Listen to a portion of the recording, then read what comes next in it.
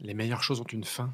C'est par ces mots qu'Akira Toriyama a conclu l'arc narratif de Dragon Ball. Akira Toriyama qui vient de disparaître, qui vient de nous quitter. J'ai été bercé enfant, adolescent par ses récits, Dragon Ball, Dr. Slump, Dragon Quest, et j'avais envie de lui rendre hommage en vous racontant ce qu'il y a d'historique dans Dragon Ball. On rembobine d'abord assez loin, on est au 7e siècle et un moine bouddhiste chinois du nom de Xuanzang, j'écorche forcément la prononciation, se rend en Inde. Il veut en ramener des textes courts, des sutras, qui vont avoir une influence majeure sur le bouddhisme chinois. Et il va aussi rédiger un long récit de voyage racontant son périple, qui nous donne beaucoup d'informations sur la société de l'Inde du Nord, sous le règne long de 40 ans de l'empereur Harsha.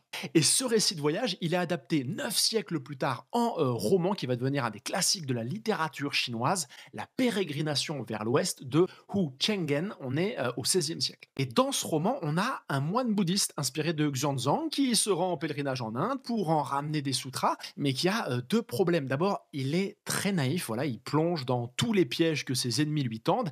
Et puis, il est précédé d'une rumeur qui veut que quiconque mangerait sa chair deviendrait immortel. Du coup, des ennemis, il en a plein. Moi, le premier, je pourrais le becter, je crois. Et notre moine a donc besoin de garde du corps dans sa quête. Et c'est là qu'entre en scène Sun Wukong, le roi singe, qui a inspiré Toriyama pour créer le personnage de Sangoku enfant. C'est le vrai héros du roman du XVIe siècle.